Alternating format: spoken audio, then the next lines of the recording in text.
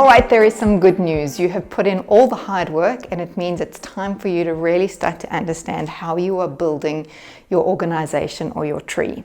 Now, let's just put the little caveat in there that says not every tree is going to look like the perfect model that we have been showing. So let's just understand these two concepts first, which is enroller and sponsor. So very simply put, it means the enroller is the person who has done the hard work, who's had the conversations, who's got basically the relationship with the person who is now signing up with a doTERRA account, which means it looks like you. You've had these talks with someone, they've said yes to having a doTERRA account, and you're going to enroll them and you're going to put them first off onto your front line. So you are the enroller of that person.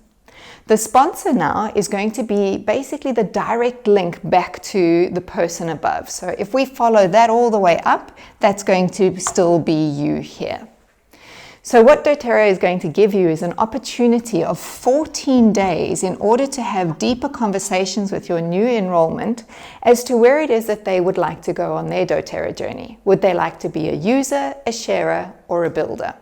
Now, you know that you've got certain requirements that you're looking for in order for people to be on your front line. So if this person expresses as interest of being a builder, you want to make sure that they are hitting those superb points for you to keep them on your front line. You can still have builders further down your tree if you so choose.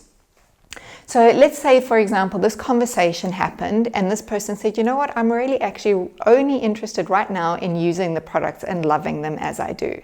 So I would just like to stay in that position, which means you are now going to put your thinking cap on and you're going to start thinking of a strategy.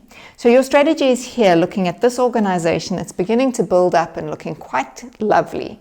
You might need volume in this tree. So that could be a reason as to why you want to put somebody somewhere in your organization, is to increase the volume under there. Or maybe you're starting to look at the relationships. This person could be very well connected to people in this tree, or they might be much more suited to somebody in this organization.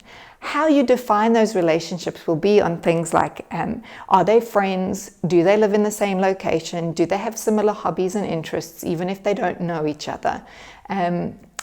You'll make your decision based off of that. Let's say, for example, this person knows someone here and you're also looking for volume, so you're going to move them into this position in your organization. So we're going to transfer them across there. So what does that mean now? You are still the enroller of that client or person, but the sponsorship is now going to belong to the person above. So what you've done is you've added in that little relationship or volume strategy to make that happen.